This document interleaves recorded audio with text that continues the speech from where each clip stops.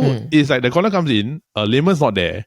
It's a Ruud van Nistelrooy open header, bro. Like any other day, Ruud van Nistelrooy scores another Van Nistelrooy like moment. Right?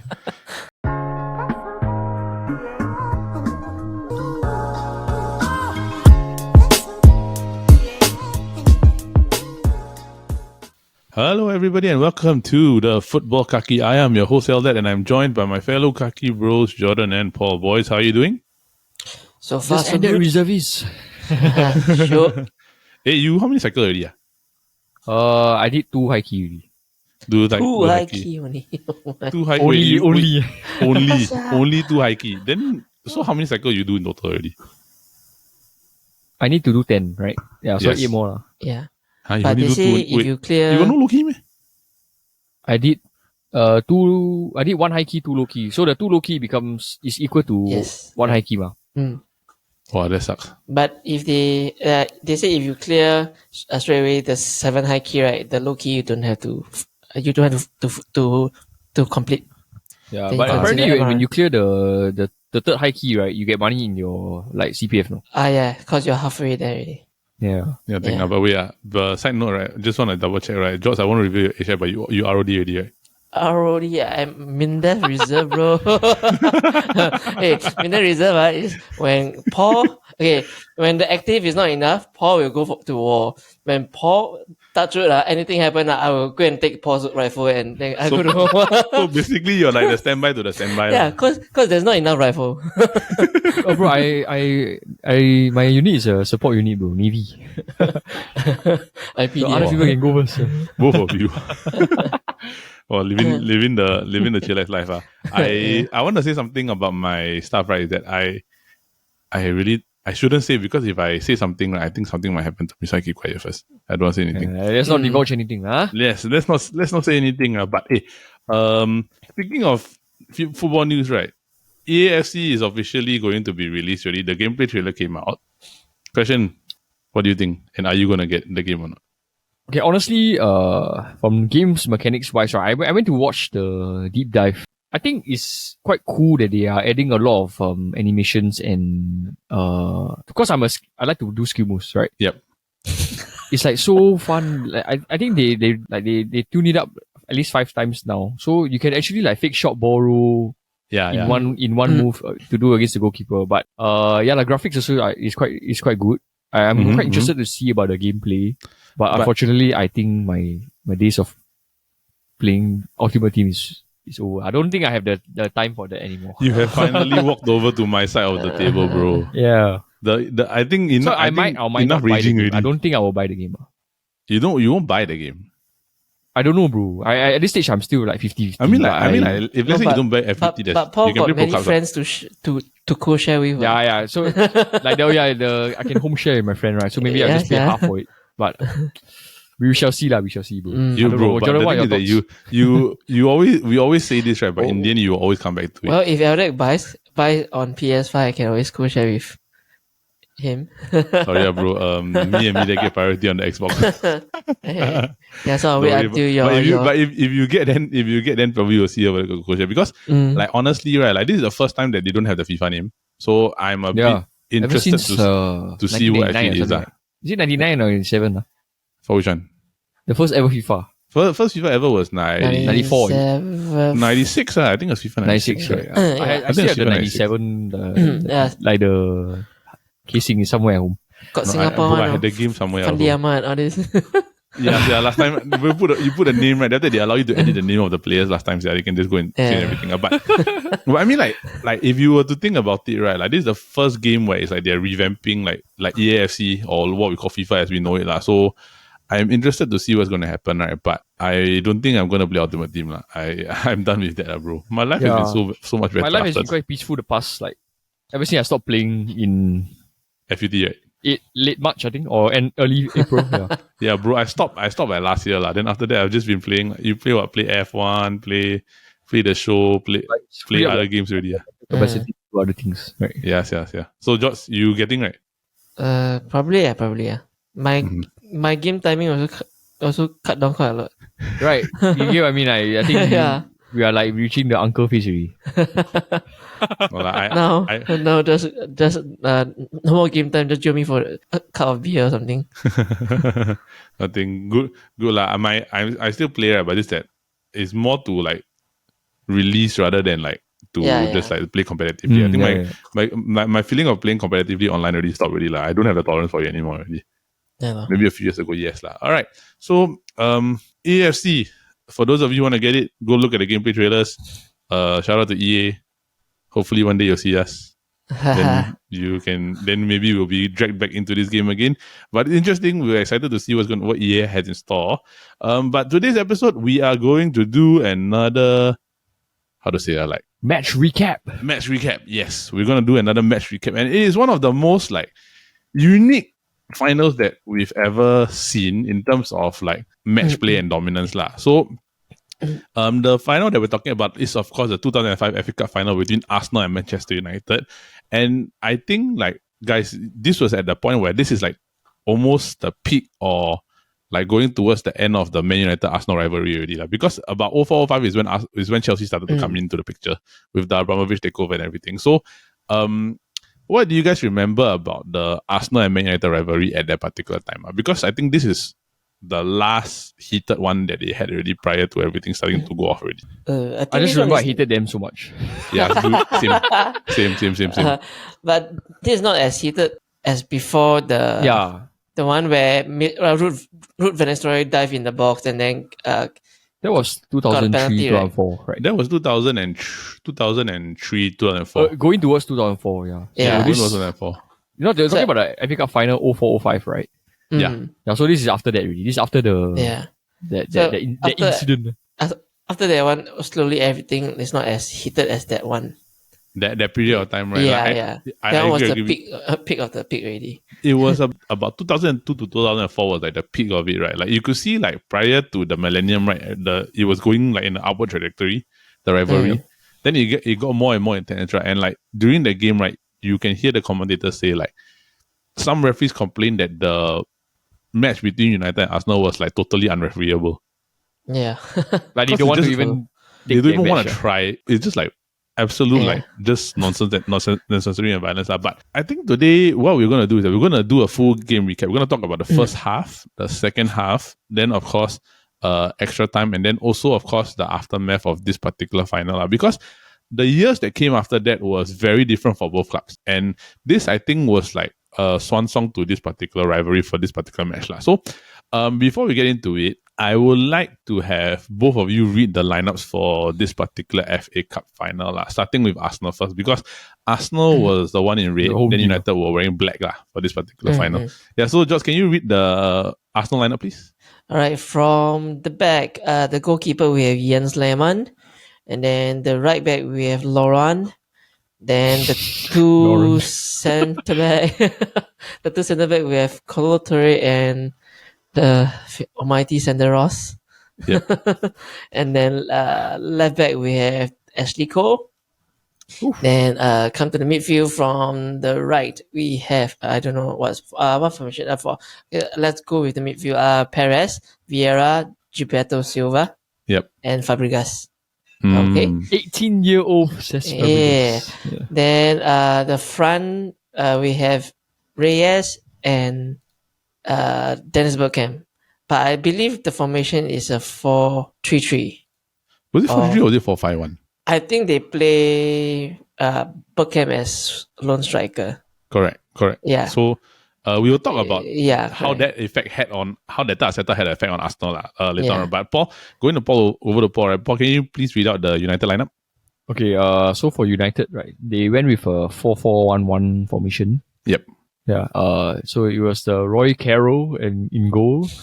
The defenders, right back was John O'Shea, Ferdinand, Wes Brown, and then Mikel Silvestre. Yep. Midfielders were Roy Keane and Scholes. Right midfielder was Darren Fletcher. Left midfielder was Cristiano. Centre forward was Rooney, and the striker was the almighty Ruud van Nistelrooy. Yeah. Okay, Yeah. so just to do a small recap, right? So prior going into the final, we're just going to talk about going from, let's say, fifth round onwards. So Arsenal took on Sheffield United, then they won 4-2 on penalties. Then Man United, they took on Everton, they won 2-0. This is the fifth round. Sixth round onwards, it was United beating Southampton 4-0. And then Arsenal beating Bolton 1-0.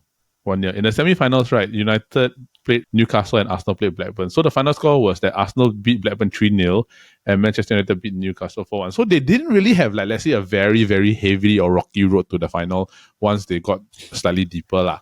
But I think, like, in terms of what's going on, right, is that you must understand the context of this whole particular final. Like, Man United were having a bit of injury issues from which is why, like, if you see the back four, right, all four of them are centre backs. They are not like wing backs or anything like that. Yeah, especially the O'Shea team. Centre back, man. Silvestri was predominantly centre back. He was O'Shea also was like a makeshift player. O'Shea was centre, because, like, if you know that when United won the treble, right, Silvestri was actually Inter Milan and he played centre back prior to going over to Man United. But at Man United, right, he was converted to left back, which is what a lot of us are a bit more familiar with his position at . Yeah. So when you're doing that, right, you're missing Gary Neville in your lineup, right, and then your left back Gabriel Heinze is also not available. So United are essentially playing with four centre backs at the back . And in terms of, like, midfield, right, honestly, it's a bit weird that you're playing Darren Fletcher at the right wing. Yeah, because apparently Giggs started on the bench. Yep. And then they played played Ronaldo left wing to avoid Ashley Cole, bro. Yes. Yes. So he had to go against Lauren. Then they purposely put Darren Fletcher on the right side to go against Ashley Cole. But during the game there were some adjustments. If let's say you were to look really on paper for this particular final, for Arsenal also they didn't have Thierry Henry. Yes, he was ruled out or something, right? Yeah. I think he was ruled out, or was it injured or something like that? Yeah, he was injured. He was injured, right? So they didn't have Thierry Henry, and then Sol Campbell wasn't starting at centre back also in that particular game. So both of them were having some issues, right? But if you were to really look on paper, right, the Arsenal starting 11 definitely was better than the United 11 in terms of overall capacity, because you're talking about the reigning Premier League champions. Best 11, right? Yeah, the reigning Premier League champions that just completed the undefeated season the year prior. So when we go into this game, right, for the first half, I don't know what you're getting, but do you think it started off a bit slow at the beginning of the game? Maybe both teams were very, like, conservative, right? Yep. Yeah. For the first like 5 minutes, it was like just passing around. The first 10 minutes, Arsenal, like, got more possession, but as the game goes by, slowly Man U take over the ball possession. If you're talking about the first, like, 5 minutes, then I think that I remember that there was one moment Ronaldo dribbled down the left wing. Yep. Against Lauren. Then he did the step over shot. Correct. Then there was, if you notice, there was like two players standing marking him. Yep. One to take him on, one to cover in case he cut in, right? Yes, correct. So he decided to run decided to run wide and then cross to Scholes. Correct. Then Scholes missed the header.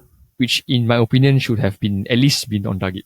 Correct. So Scholes missed the header, right? But don't you find it very weird, right? When you actually listen to the commentary, they're talking about Ronaldo as a baby. Like, not the Ronaldo that we know. They are just talking about the Lisbon Ronaldo, right? Like the correct. flair and the talent that he potentially has. Correct. Then, is this the era that Roy Keane keep scolding Ronaldo for keep falling down easily? Yes. This was the period. They get angry when, like, he over dribbles and all this, right? Correct. So this was his second season at United, right? And Rooney's first season. So Ronaldo was about 18 or 19 at that period of time. So he's still quite young. Then Rooney's still a teenager. So you're essentially like Man United 7 and 8, right? Like, you can actually see that Ronaldo and Rooney, they were still kids, because you can see there's a bit more pent up aggression. Then the decision making wasn't very good also. But I find this Wayne Rooney contributed much better than Ronaldo in this final. I was going to talk about like how this young Waza, right? Yeah. I think in a setting where it's like the English players of youth English players, right? Yep. I think in this age, Rooney is, and maybe like Owen is like the best in this at this age. Yeah. I 100% agree, because, like, if let's say you really think about it, like, during this particular, like, game, right, you could see the sprouting potential that was actually there, like, especially with, like, Van Persie, Fabregas, Ronaldo, Rooney, right? Yep. And, like, even Darren Fletcher, right? But you could also see, like, there's this form of like seniority among certain senior players that were there, like the Vieiras, the Gilberto Silvas, Roy Keane, and everything like that, right? But Josh, I want to ask you this question, right? Because if let's say we are going slightly after the first goal chance miss, right?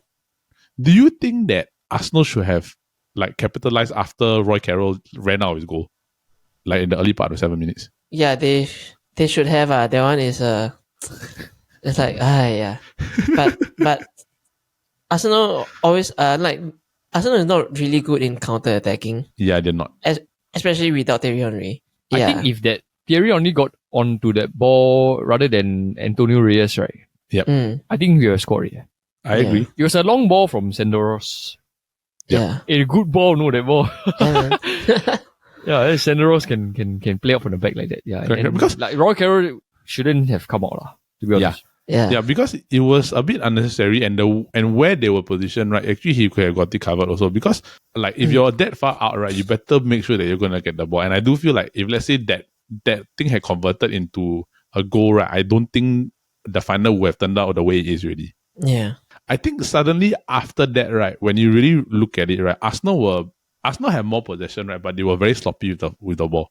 yeah, like United were were like all over them most of the time, right? And if you actually see the way that they are formed up, because the one thing that I wanted to point out is that comparing that game, right, to like modern day football, like, it was so much faster.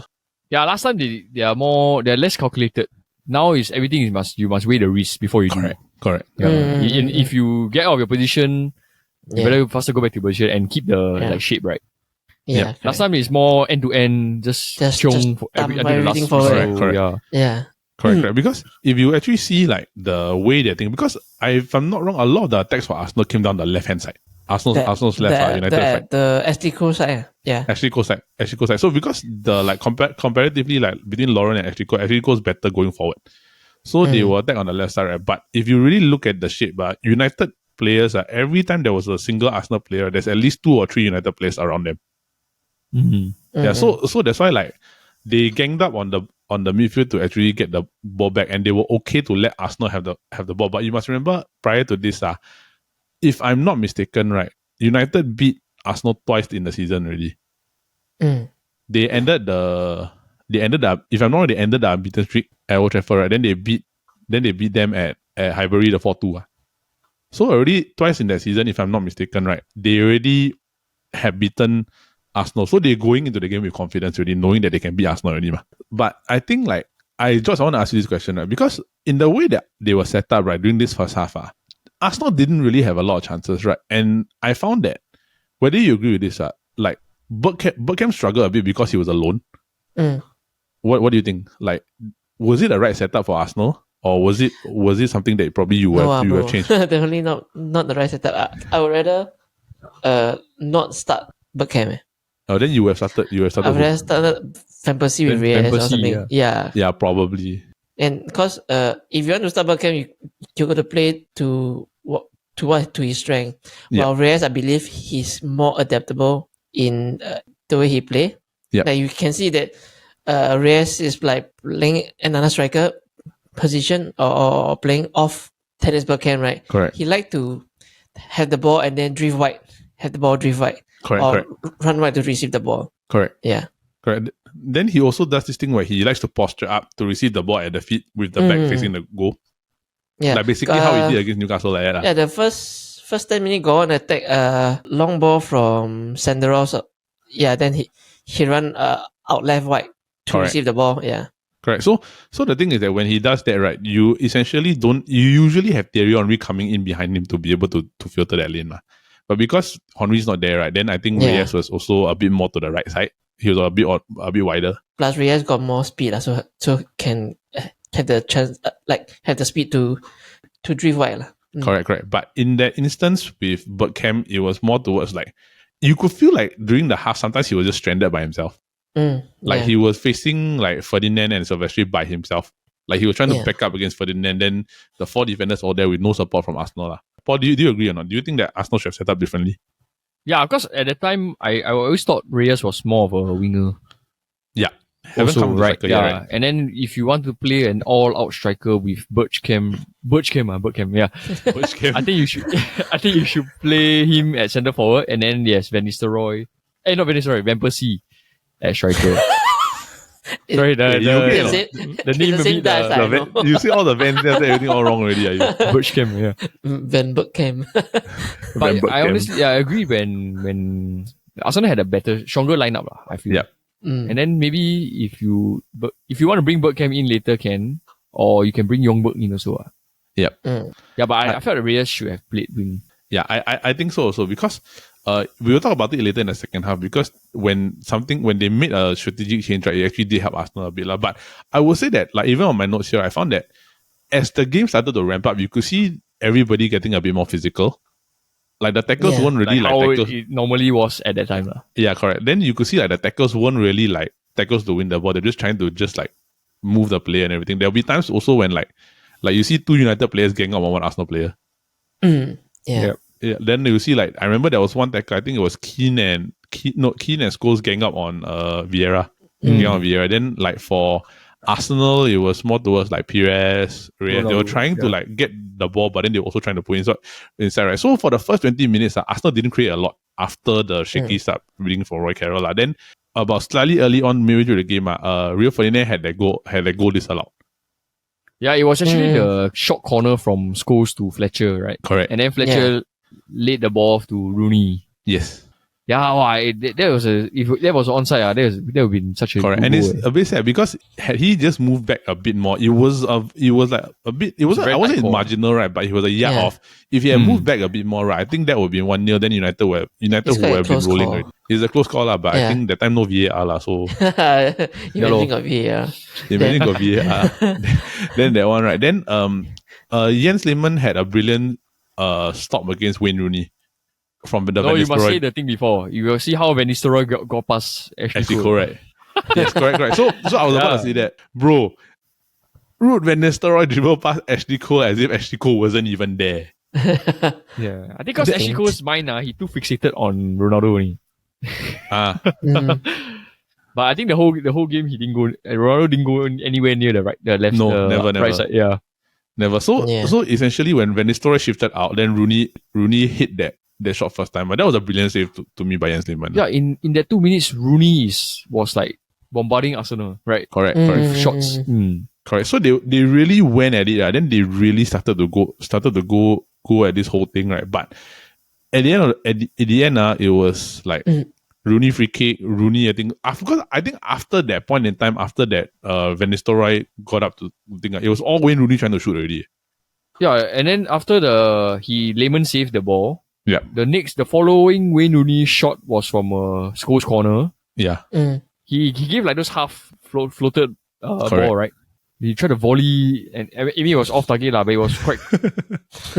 Like it was just Rooney piling the pressure on Arsenal, yeah. Correct. By taking shots, bombarding shots from outside the box. Correct. But I don't know, right?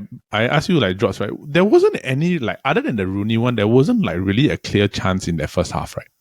No, it's. As mentioned earlier, Rooney was the one creating a lot of trouble for Arsenal. Correct. He could have scored at least like one, maybe out of the 3 chances, maybe. Yeah. At least one lah, because I find that like when I was watching the game yesterday, and I don't know about you, right? Like it was very sloppy. Is it in a word? Or is it very both teams were very conservative. Which is weird though, because that season they had a 4-2 game, right? Yeah. Correct. Both teams could score. Yeah. Might have been because it was a cup final. I don't know. Josh, what do you think like of the first half as a whole? Like, what were your thoughts? I think Arsenal is super lucky.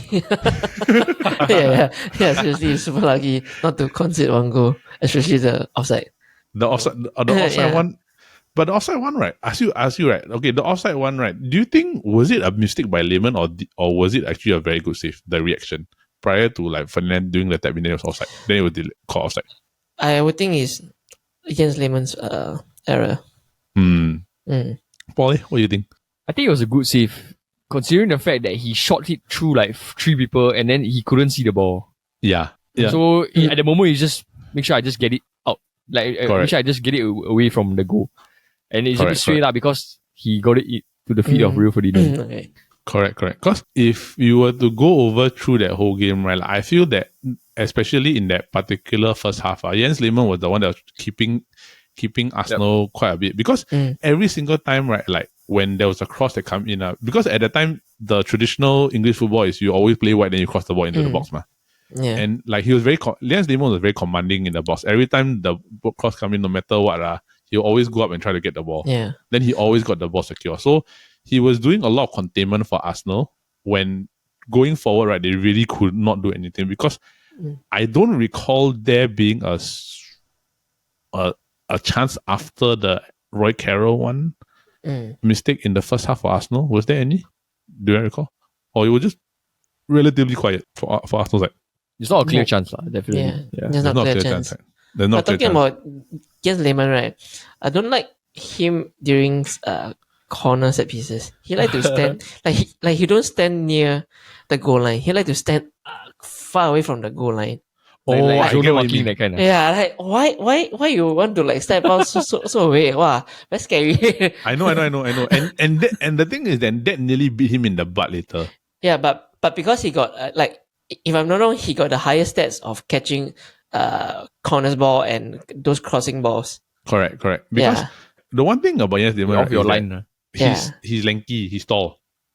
Yeah. So he's one of the few goalkeepers where like they are very, very tall, so they can actually reach out. Because I think at this particular point, right, it was most of the goalkeepers, they were starting to get taller. Like Van der Sar, Petr Cech, Buffon, that area where they're all about 1'8" to 1'9", about that height already, right? So Jens Lehmann was one of the few that was there. Whereas like last time I remember, like other than Peter Schmeichel, most of the goalkeepers were relatively smaller. And they weren't as athletic as the modern day goalkeepers that were coming up at that particular point in time. So overall, first half, what's your final thoughts on the first half, or like your wrap up thoughts on the first half? We should have scored, we should have at least one new. Man, you should have scored. Easily, yeah. At least one goal, right? At least one goal, yeah. I think like if you were the manager, let's say for example, like if you were Arsene Wenger at a particular point in time, right, or you were Sir Alex Ferguson, like George, if you were Arsene Wenger, right, what would you have said to the team in the halftime team talk? Go get the goddamn ball. Nah. I don't know. I mean, there are a bunch of players that know what to do already. Yeah. Those kind of era. I think it's just a few key encouragement and tweaks, especially. Yeah. Yep. I agree. Actually, everything there will be a repercussion. What, like if Man U were to score that one goal, maybe a second half will be a different one. I don't know. Yes. I agree. More like a reaction from Arsenal. Yeah, correct. I agree. But because they went in 0-0, right, it was a bit more like they can still play their own game. Yes. Correct. Yeah, correct. Then, Paul, if you were Sir Alex Ferguson, what would you have said? Just honestly, at the time, just keep doing what you're doing. Really, because we were already piling the pressure on them. Maybe just convert those chances. Correct. Score the damn goal. I agree. So I think by the time they went into the second half, right, there were not a lot of changes made to the lineups. Everything was pretty much the same. Like there was no change, there were no substitutions. Most of it was pretty like straightforward. There was nothing that essentially needed to be changed. So when they came out of the half, right, there was one point I think where Arsenal created a chance where I'm not sure whether it was Bergkamp or Fabregas, right? They pushed the ball to Ashley Cole on the left side. Then he totally bombed the cross.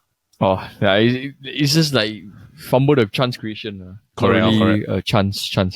Correct. So it was very same. It was like the beginning of that first, like maybe like about 20 minutes. No. There was this Fletcher diagonal ball, right? Yeah. To CR7. But then it took a shot and it went wide. Correct. The one where he shot outside foot and the ball swerved past Lehmann, right? He knuckleball, bro. He knuckleball the shot. Yeah, but it was very, how to say, like very similar to the first half. Yeah. But he was causing Lauren a lot of problems. This year, Ronaldo. Yeah, then Lauren started to get into trouble. Started to foul a lot already. Yeah. Then that matchup was very significant because at about the 59th minute, if I'm not mistaken, right, Lauren got his third foul. Yeah, then but I felt that prior to that, right, around the 53rd minute, he and Ronaldo had a scuffle at the side. Correct. If that could have been ambiguous because he actually swung the leg at Ronaldo. So. After when the ball went out, right? At the touchline there. Yeah, he swung the leg, bro. And then he grabbed him on his face all this. Yeah, he like try to hold the face, but okay, let's change to the shirt. Maybe that's why the referee this ref say this match it's not refereeable. Correct. But I find that let's say for example, if you're just talking about the ref, Rob Styles actually managed it quite okay, considering that it wasn't the usual craziness of a game. Not that type of crazy lah. I mean, if you're the referee in that particular point of issues, right? You try not to get anybody sent off unnecessarily, unless you really got no choice or they push too much lah. Which actually happened later lah, but we'll get into that later. I find that the Ronaldo and Lauren matchup actually makes a lot of interesting points because the one thing I also noticed, right, is that Ashley Cole lineup on the right side changed also because Darren Fletcher moved in, Rooney moved out. Then Ashley Cole now he has to deal with a bit more of an aggressive player. Then Ronaldo on the left side, right, he's going at Lauren, and Lauren you see he cannot keep up. So about the 59-minute, Lauren had a booking for his yellow card. After I think he fouled Ronaldo, right? Yeah. Correct. And I find that after this point, right, that is a very significant thing because he cannot be aggressive anymore already. Yeah. Then you can. Yeah, correct. Then I don't know lah. Could you see right? Like maybe George as an Arsenal fan, right? Were you seeing that after the yellow card, right? There was a bit more of a shift in Ronaldo's aggression and Lauren's a bit more conservative already. They keep attacking from the left side. The left side already, right? Yeah. Then Lauren was having hard time to really contain him. Correct. But he still do very good coverage. Correct. Not to let him get to the byline. Correct. Yeah. But somehow if he do not get the byline, he will normally just pass back to regroup again. Yep.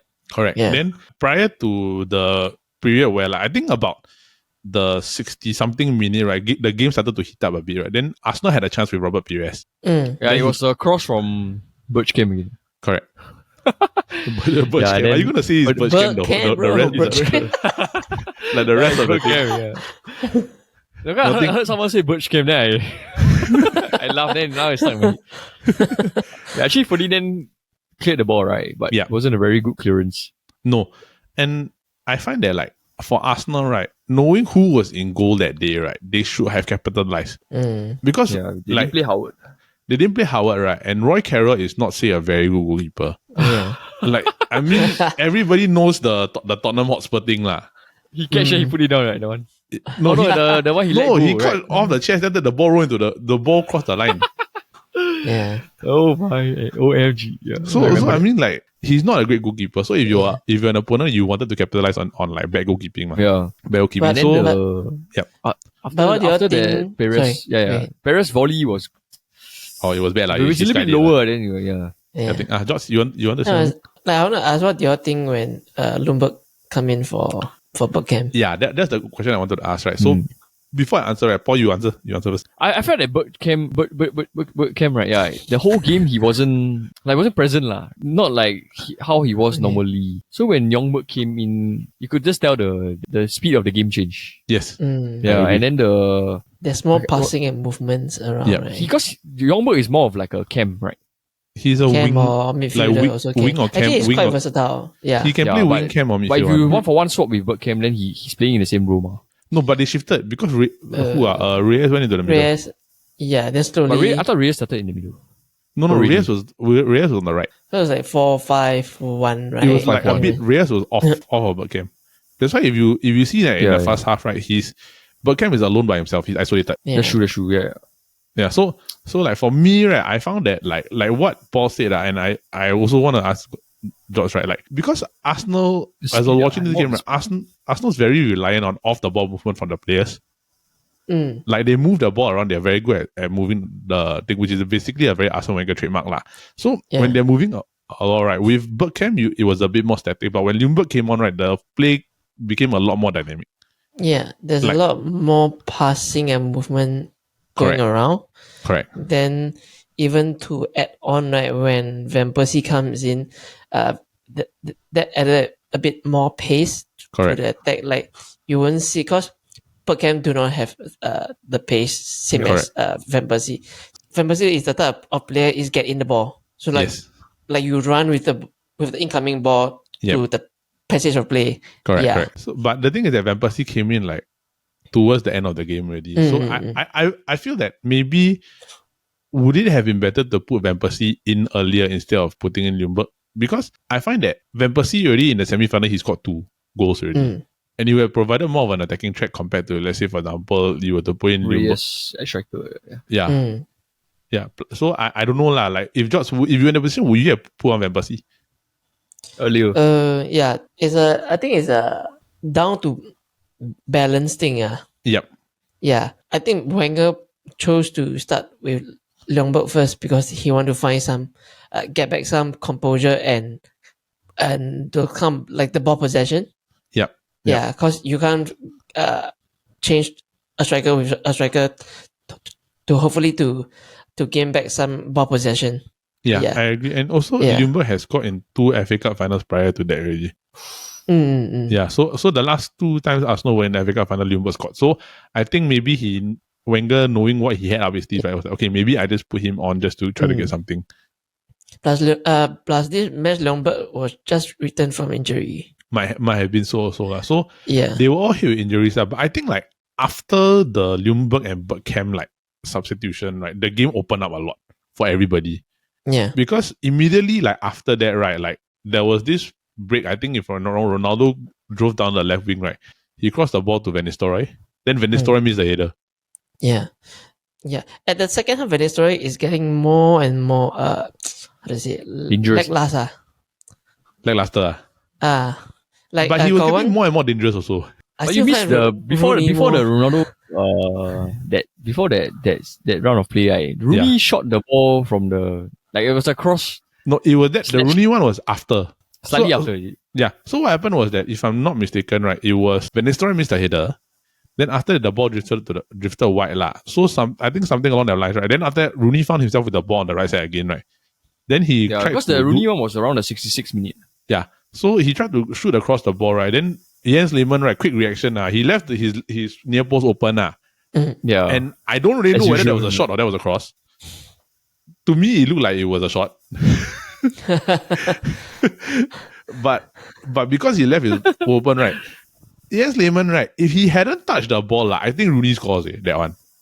Yeah, Rooney Waza has just been shooting non-stop from all over the outside the box, and even from the side also it was a cross / shot right? Correct. So after that incident with the 65th minute, right, then the game started to move already, right? But I think there was a period of time where there was not really much happening.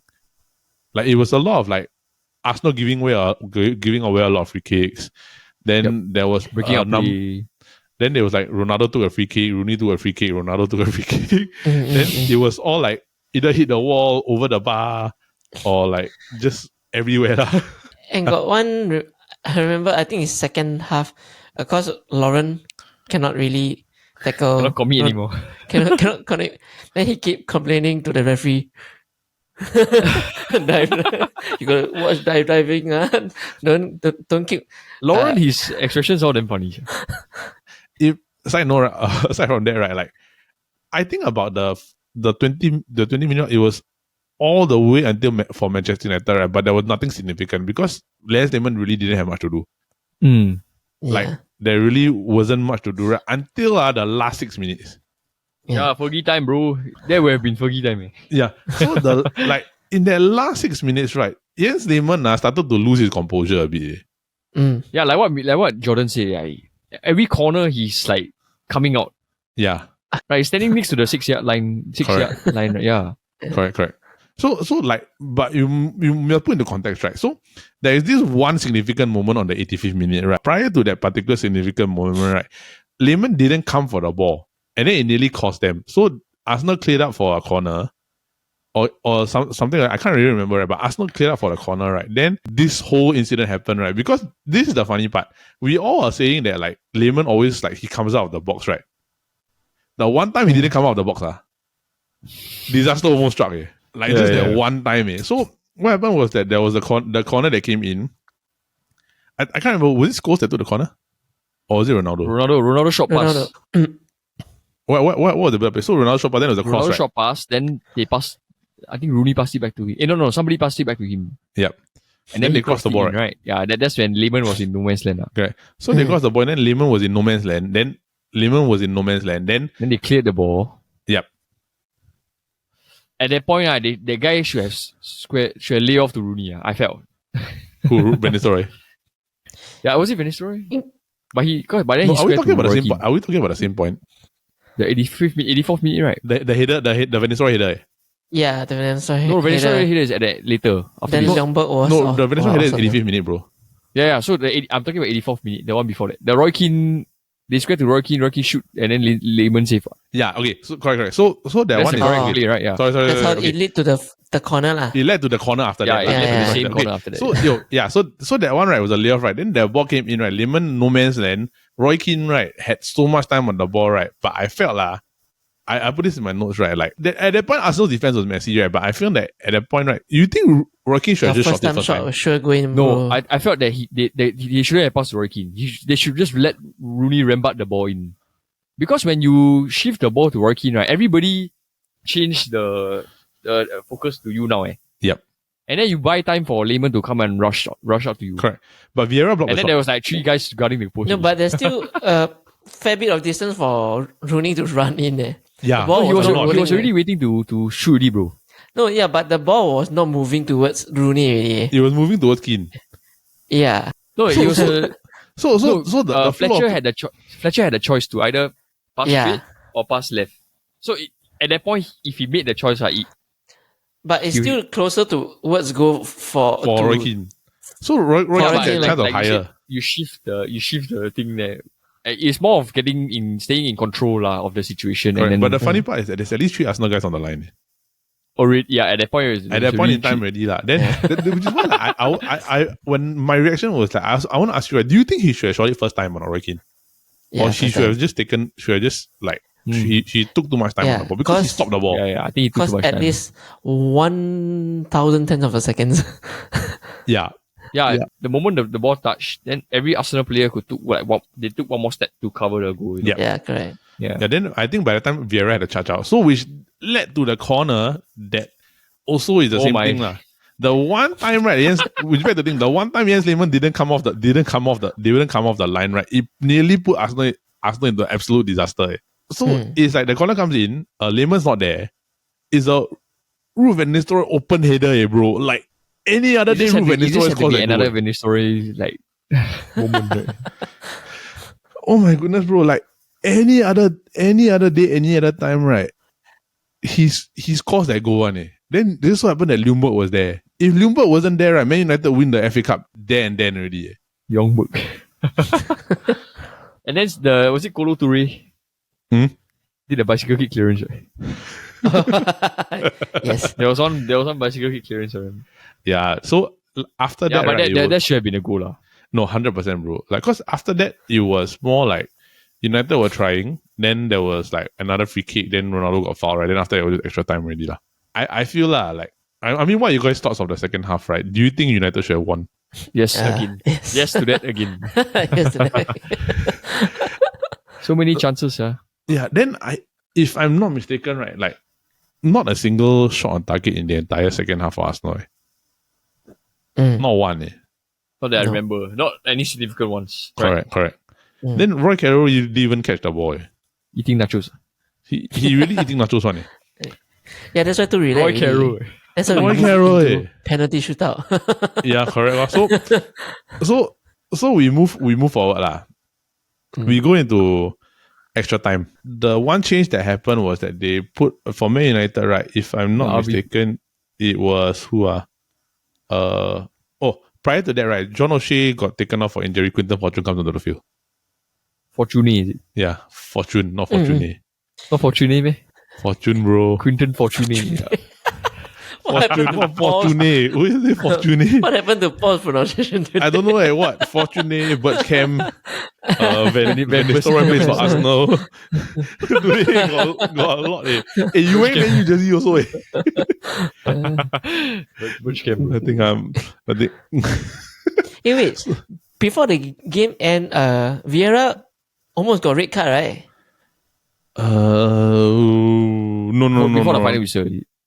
No, not Vieira. Vieira didn't get booked until later. I remember, like the referee was awarding some red card to someone to one Arsenal player. That one end of the extra time, bro. Yes, it's end of the extra time. End of extra time. That one end of time. Okay, so before we get to that, right? We do the first half. So okay, so there were the changes, right? By the time we already reached the like the extra time point already. Fabregas has already come off, and Robin van Persie has already come on already lah. Yep. So Van Persie had a bit of that dynamic towards the end of the second half, right? But it wasn't significant, like. And then for Man United, right, Ryan Giggs comes on. Yeah, because that's the point they realized they couldn't win it in 90 minutes, well. Correct.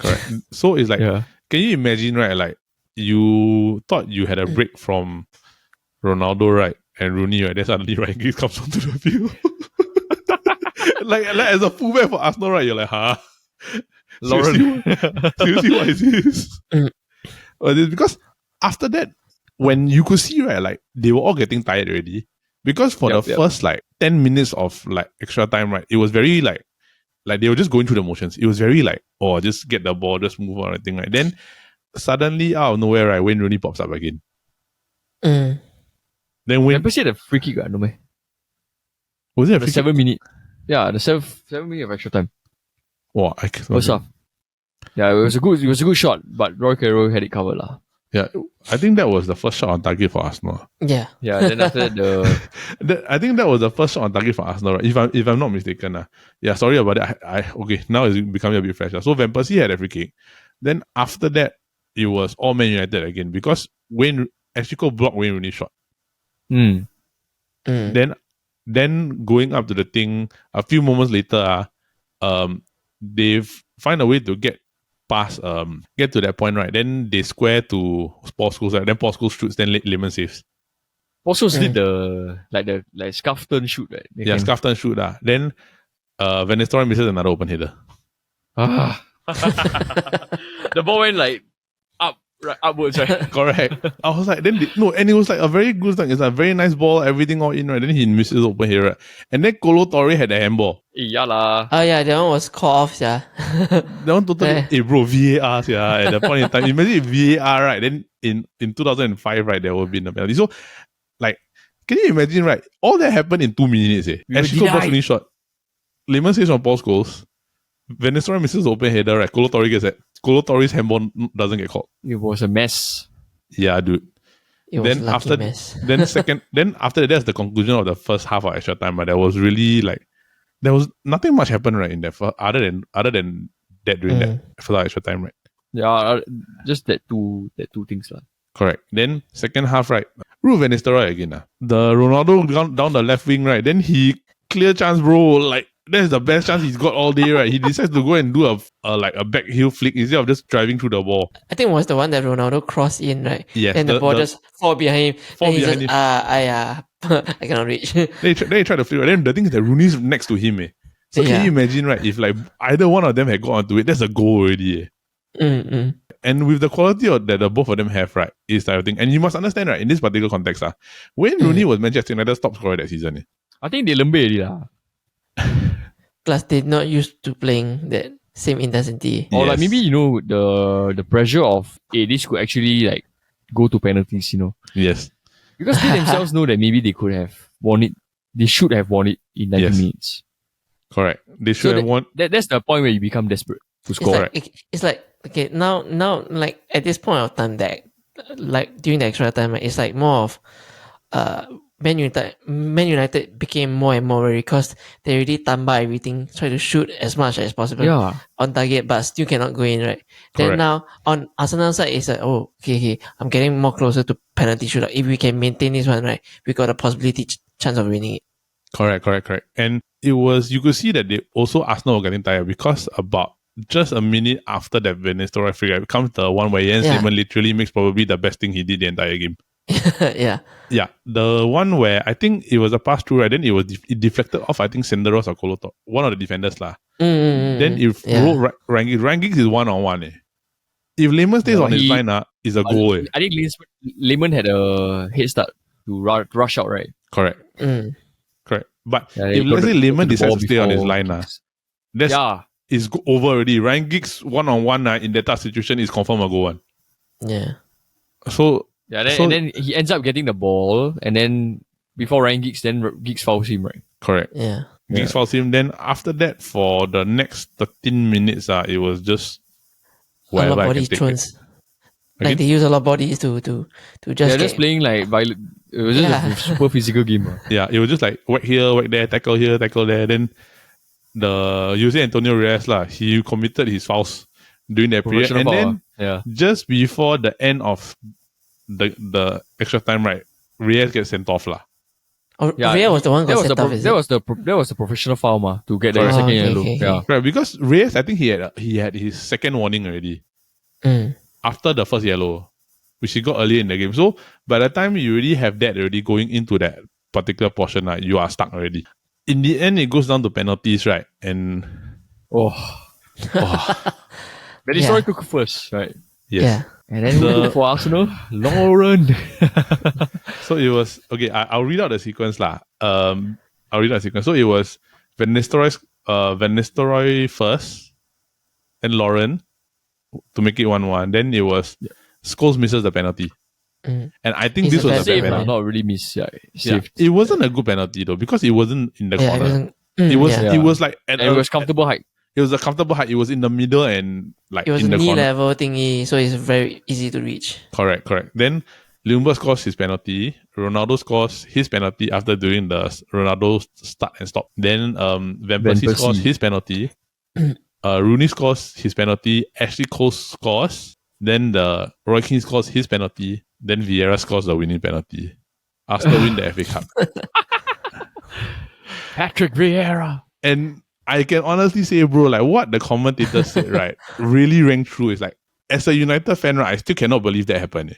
But ask you, would you have put Tim Howard on? For penalties? Yeah, at that point. At that time, because he's still young at that time. Yeah, and last time we also, to be honest, when we were that young, right, we don't really go and say like, penalty specialist, we go and bring this goalkeeper. Correct. Kind, you know? Yeah. Correct. I only know that at the time, don't take penalty against Peter Cech. I think at the end of the day, right, do you all agree that this was a very one-sided final? It was just a case of United not being able to find a way through. And then for Arsenal, it was just let's hang it out to the end. Correct. And maybe we can win this, you know. Correct. Because it's which like what? Like George, what do you think? Was it lopsided? Yeah, it was a lucky win for Arsenal. Just really, everything was just hanging by a thread. Yeah, trophy is a trophy. Yeah, I agree, because like if you were to read out the statistics, let's just read this out. Like Arsenal had more possession, but they only had 5 total shots, like the entire game. United had 20. Yeah, but all in all, I find Man United did well to stop many times where Arsenal began to pick a good momentum. It was also because, like, I want to ask you guys, right, like, did it help because there were 4 centre backs in the United back four? No, I think. Or was it just the way Arsenal was set up? That's why it made it easier for United. Yeah, I think just the way that Arsenal is set up. It's more towards the way Arsenal was set up. They didn't have Thierry Henry to cause trouble. Yeah.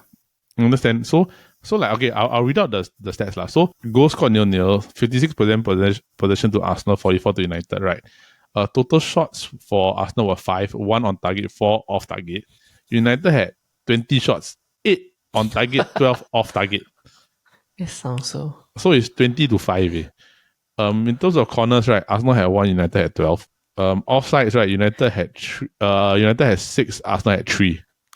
And then total fouls, Arsenal got 30, United got 23. 53 fouls in the game, bro. 53. Physical and violent game. 53, right? I'm surprised that only one player got sent off. If you include the penalty shootout, right? Yeah. The shooting accuracy, right? You see, Man United chance of conversion to goals is still lesser than it's still bad, bro. like really honestly, right? Like, I find that like the key performer for this final, right, for Arsenal was Jens Lehmann. Like really. Like as much as he made his mistakes, right, he was the one that literally saved Arsenal. So before we draw to the conclusion, right, I have a few questions that I just want to throw. And some things I want to say that is like this was Arsenal's last. I think this was the end of the Invincibles era at this particular point in time, because this was Arsenal's last trophy, right, for the next 8 years. Yeah. Like they didn't win any trophy for the next 8 years after this particular FA Cup. And at that particular point in time, right, they couldn't keep up with Chelsea also. Because if I'm not wrong, right, Josh, when did they move to the Emirates? 06, 07, I think. Yeah. About 6 or 7, right? So they were drawing closer to the point where like you could see the budgetary cuts starting to come already. Mm. Yeah, and both clubs took like a different turn, right? Like United got better. Yes. Yeah, Like Arsenal were like for a few limited more because of their years. money. correct. maybe. Because it was like it's very sad because like the rivalry was so intense, but United kind of moved on to another rivalry. Whereas Arsenal kind of stagnated and they got kind of stuck there because of circumstances that was very unfortunate. So going towards like the fast forwarding a few years, right? Man United would of course become Man United, the Man United that a lot of us in our generation remember lah. The 06, 07, 08, 08. And the thing is that period in time, this was Roy Keane's last major final for Man United. Because after that, the next season he will get injured and then he will be gone. So Gary Neville would take over as captain. And then from the point of 06 all the way until the next season, right? all the 06 all the way till 2012, 2013, right? United will win another 5. They will have rivalries with Chelsea. They will rekindle the rivalry with Liverpool. Then they will have a face-off with Manchester City. Like over the next few years. So the trajectory went upwards for United, but then Arsenal kind of got stuck. So I want to ask this final question, right? Like, would things have been different if, let's say, it was the other way around? What would have happened if United won the FA Cup? Because United did win the Carling Cup, the Carabao Cup the following year with a younger squad. But then they didn't. I felt that it would just have reinforced like how strong United were at that time. Yep. With an additional trophy of on top of the Carabao Cup. Correct. Yeah. Also at the time Chelsea just won the league, right? So yes, this would have motivated them to United. This would have motivated United to even try harder the 05-06 season. Correct. Then George, when did Jens Lehmann leave? Good question. 08-09. 08-09 was Amuna already. Yeah. We had a few bad spell of back goalkeeper. Yeah. Lehmann would stay until the 2007-2008 season. Yeah. Then he will leave, right? And then the thing is that Man United will solve their goalkeeping issue the next year when Van der Sar arrived. So Van der Sar will arrive the following season for Man United, as will Vidic and Evra. Yep. So by that particular point in time, Vidic and Evra will come in, and then United will add Michael Carrick. So the whole thing moving into that direction, right? You could slowly see what United knew they needed to add already to be able to even have a chance to compete with Chelsea. So I mean, like you said, United's squad wasn't great at this particular point in time. Like they were still kind of rekindling, like researching everything, right? But Arsenal was at the peak where it was starting to just drop off already. But I mean, interesting final. This rated as some people's like top few FA Cup finals. Interesting. It's just the way that Arsenal won it, maybe. Correct. Maybe but I mean, at the end of the day, it's a finals, a trophy. So yes. So anything more before we close up? Kind of miss the Arsenal jersey with the O2 logo. No, I like the burgundy red one. The final, like maroon, the year after the following season, that one. The final year at the Highbury one. At Highbury. The wine red one. Yes, I like that one. Correct. That was a nice jersey. That was a very nice jersey. Then that's it for this week's episode of the Futbol Kaki. Alright, so that is it for this week's episode of the Futbol Kaki. So for those of you who are listening in, we just want to say thank you for listening in, and we hope that you continue to support the Chit Chatter Podcast Network and our other programs aside from the Futbol Kaki, which include, of course, the Kopi Bros, which happens every Monday, which involves Paul, Brendan, Midet, Tin Yong, and of course the SG Draft Podcast every Friday, where we draft about different topics and have fun while we're doing it. It involves the whole Futbol Kaki gang, the Kopi Bros gang, and the whole group, all of us together drafting on different topics. We have a few unique drafts upcoming, and we hope that you continue to listen to that. But for those of you who are listening to the Futbol Kaki, we just want to say thank you for your support. Thank you for helping us grow this particular channel. And we hope that with the season upcoming, we hope that your teams do well. But of course, Manchester United, always in my heart, always first. Hopefully, with the new signings of Onana and Mason Mount, hopefully, and for George, I think for Arsenal fans out there, eat. Rice, Timber, and Havertz, and have that. Everybody, you must understand. Please go and watch AFTV's Rice Baby. just to see what a video, dude. What a video, right? So yes, that's it for this week's episode of Futbol Kaki, and we just want to say thank you to everybody, and we hope that you have a great week ahead. Bye-bye. Bye.